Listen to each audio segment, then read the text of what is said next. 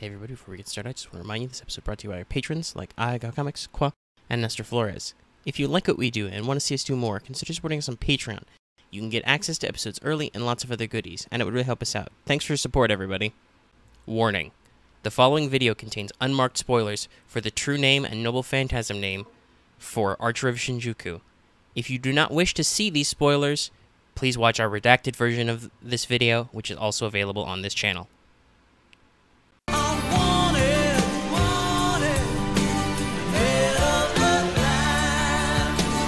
Hello everyone, welcome back to Let's Talk FGO Wanted, the show where we let you know if you want to roll some 5 stars, usually of the limited variety, which is just like today. So, as it said in the warning before, and all that whatnot, this is the non-redacted version of the video, which means we will be doing our full Wanted format, which is, we will talk about the characters' real-life history and background, their in-Fate lore and stuff.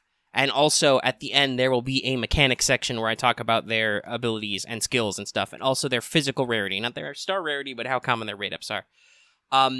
So, in the non-redacted version, really just what you're getting that the other version doesn't have is the first 2 segments. The recording for the mechanics segment is already done, and that will be identical in both videos. So if, like, my tone of voice changes and the fact that I stop referring to this character by their real name and I start calling them Archer of Shinjuku in the mechanics segment, don't worry about that. But in the non-redacted version, you will still get the uncensored version of my usual art asset, so it lists all the proper names and stuff. Okay? Everybody got that? Alright, this is your last warning to get out of the redacted version of the video, because I'm going to start dropping spoiler bombs. Alright, everybody's had enough warning. So we're going to talk about Archer of Shinjuku today, a.k.a. Professor James Moriarty from Sherlock Holmes. There, it's out there, it's done. I have ruined major reveals about this upcoming chapter, but we can't talk about this character's actual character stuff unless we, let it out there. So, Professor Moriarty is a character originating from Arthur Conan Doyle's stories about Sherlock Holmes, originally from the Adventure of the Final Problem, where basically Doyle wrote it so that Holmes and Moriarty could die falling off Reichenbach Falls. And you basically kill Sherlock Holmes, but then he brought him back. So that's his kind of literary origin. He's a mathematics professor. He wrote 2 very famous works. The Dynamics of an Asteroid is one of his fictional books, described in the Valley of Fear as a book which ascends to such rarefied heights of pure mathematics that it is said there is no man in the scientific press capable of criticizing it. That is also where the playable Archer of Shinjuku gets the name of his noble phantasm. Ain't that fun? Yeah. The Final Crime also is, I believe, a reference to... Well, I think it's a reference to an Isaac Asimov story, The Ultimate Crime, which is a story that was about Sherlock Holmes. The ultimate crime that he will destroy the Earth with a meteor, which may or may not be a plot point in Shinjuku. That's why I said this is the spoiler version. So the other book that Moriarty is famous for writing is a treatise on the binomial theorem, which he wrote when he was only 21, which seems to have been a bit more accessible because that's how people got to see him. He appeared in several works, the mention of the Adventure of the Final Problem, and the Valley of Fear, and is also connected to his vast criminal organization, where he is referred to as the Napoleon of crime in several other stories. And actually, I think there is a little... Besides another aspect we're going to talk about in a second, I think there is a little bit of justification for making Moriarty an Archer on his own, because he is associated with another Holmes character, Colonel Moran, who worked for Moriarty, who utilized a powerful air gun to perform covert assassination, so that's pretty neat. Basically, all you need to know about Moriarty, I think, is to describe him in a very short form, and to read Holmes' own works on the subject.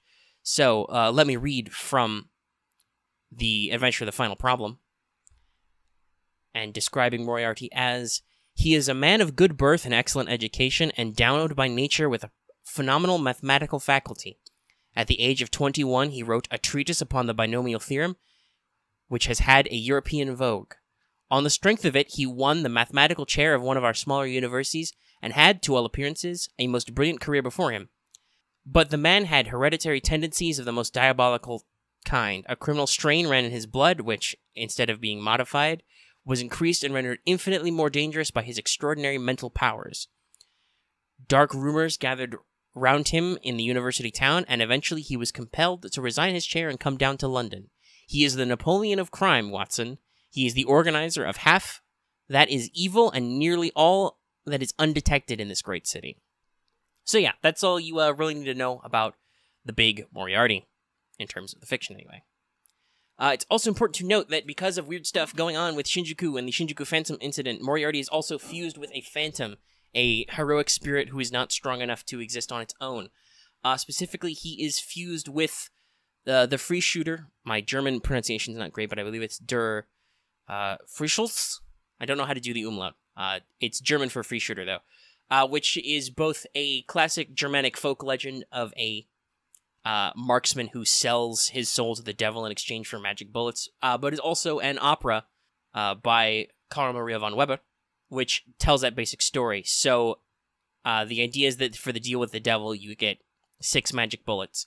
The first 5 will hit whatever you point them at, but the 6th is the devil's, and he chooses where it hits.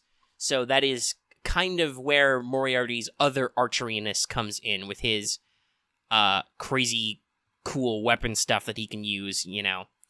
And he's got his weird cane gun and his giant shoot-em-a-bob, and he's got some magic bullets in his skill names and stuff.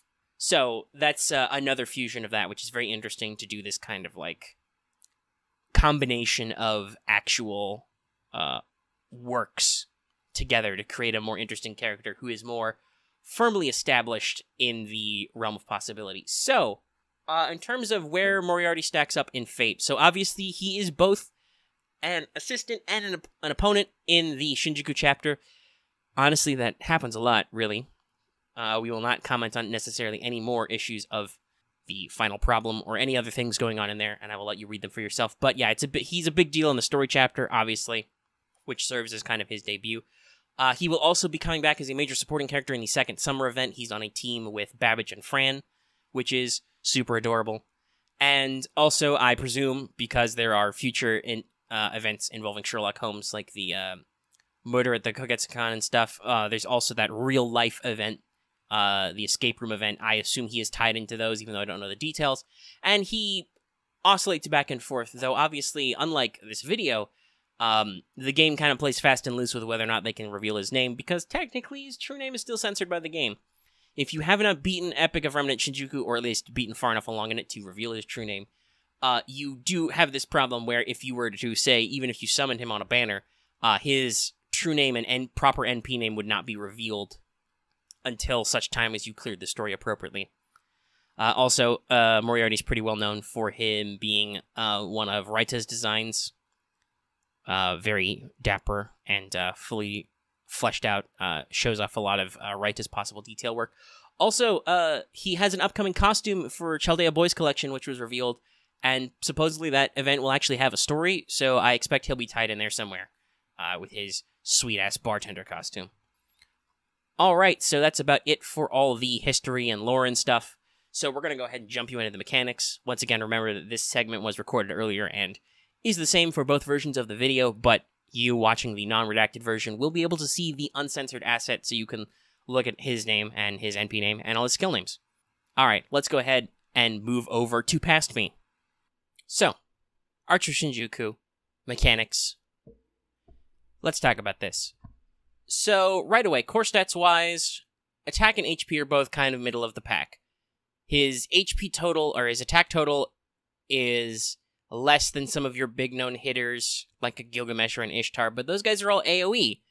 And he's got a single target NP, as you can see below there, which is mostly to deal damage to them, and also has a nasty overcharge defense down tacked on. So, even if his attack total is less, then his actual, firing ability is still pretty good. Star absorption, fairly normal as for an archer. Star generation, also about normal. You might think that NP charge per attack is a little low, and it does kind of seem that way, but remember, look at that card deck. You're looking at a 4 hits arts cards, you got 3 of them, so you can arts chain. It does mean you cannot do any kind of, special brave chain with his Noble Phantasm, but hey, whatever, at least you might be able to shoot it off a few times. The arts will be pretty good, and got a decent, hit count on the quick, got a decent hit count on the Buster card to possibly generate stars. It's a bit of an oddball deck, for an archer, but I think it evens out when you actually kind of look at what Archer Shinjuku does here. And of course, the, NP charge and defense is pretty passive. We basically said all there is to say about the Noble Phantasm. High damage to a single target, inflict defense down for 3 turns on them first. So, not super scary, but, well, actually it is really super scary, but not super special, I should say. There's no real extra gimmick to it. You give the enemy defense down first, which is basically like giving yourself an attack buff. Oh, hey, he does that too. Funny how that works. And this will stick around for a few turns, so if you can possibly spam your NP, or you can do NP chains or whatever, you can do a little bit of harm this way. Skills now, well, not passive skills, but active skills are much more interesting and complex here. So what you're looking at is the first skill. You're going to increase your star gather rate by quite a bit, up to 600% for 1 turn, which, considering as an archer you already have a really decent star weight, that's definitely going to put you on top of stars. But also, because you have a pretty decent star weight, it only really matters if you're running other archers or, I think, riders, because I think it goes riders. I mean, I think in terms of increasing star absorption, it goes archers, then riders, and they're at the top. I'd have to double check, though, because sometimes these are wiggly. Either way, if you're, running him with berserkers, you don't care. What it does also give you is 1 turn of Ignore Invincible. That goes really well with the single target Noble Phantasm, right? And the crit stars. You're going to have 1 big swing turn. You're going to suck all those stars to you. You're probably going to do your Noble Phantasm to give their defense down and do that big initial punch, and you're going to penetrate Invincible and evade. Very solid skill, relatively low cooldowns, though obviously the 1 turn duration does mean you're going to have a very big dip between when you use this and when you use it and when you actually get to apply its effects again. The second skill increases your NP gauge by 30 to 50%. Solid to have an NP battery. If in practice his NP gain does turn out to be a little sluggish, this is really going to help you. And of course, it's a 50%. That means you can start with a turn 1 Halloween Princess or something and just fire in. Also increases your NP strength by 20% for 3 turns. Funny, there's a lot of 20% with this guy, huh? And the only disadvantage is that it costs you 10 critical stars to use, which is unusual, but looking at his Quick and Buster card, not a big deal. Hey, if you're really concerned, give somebody on your team, Fragments of 2030, and don't use just Buster cards or just arts cards. Actually, I think if you use just Buster cards, you'd still generate a couple of stars, depending on your servant. Don't use just arts combos when you want to NP charge. Hey, guess what? He doesn't need arts combo if you're going to do one of those, turn 1 NP bombs. Well, not turn 1, I guess, because you need to wait a turn to get stars, but still. It is a bit of a harsh demerit, but you're looking at, like I said, 50% self-NP battery and 3 turns of NP strength up. If you can get this started swinging to recharge your Noble Phantasm, you're going to do pretty good. And then the third skill is a Charisma variant, a very famous one. It increases all allies' attacks by 20%, so that includes Archer Shinjuku himself, so you got another 20% in there. And then all other evil servants, so any servant with an evil alignment, gets an additional 20% bonus. So yeah, that's a very effective self-bonus onto the various allies. Really helps out with certain team synergies. It doesn't apply to himself, but he's got enough, 20% buffs to get in there. Combined with the defense down for 3 turns on his Noble Phantasm, when you do your big swing turn, you are not just giving Archer of Shinjuku a lot of extra damage, you're also giving your whole team a lot of extra damage between the possible 40% attack up and 20% enemy defense down to the single target. Pretty effective against bosses. I think the only consideration here is that obviously he doesn't have a lot of AoE potential, and since he is packing all those arts cards, it's not like he's going to chew through mobs very fast. But in those cases, there are lots of really effective AoE archers, okay? So you don't need to concern yourself with trying to clear waves with Archer Shinjuku. You're going to be using it to smash, bosses. Saber bosses, of course. Of which there may or may not be some, but it's a fairly decent arrangement there. So with all that out of the way, let's talk about campaigns. Because Archer Shinjuku is a proper limited archer, there's only a handful here. Obviously, there's a initial release campaign for the Shinjuku chapter. There should be a Shinjuku-based summoning campaign, which will basically mimic that banner, which will be kind of around our anniversary-ish. I don't know if they'll bring that back or not. Actually, it should be a little before, so I don't know if they'll do that right away. But there's another banner for him in there somewhere that'll come up.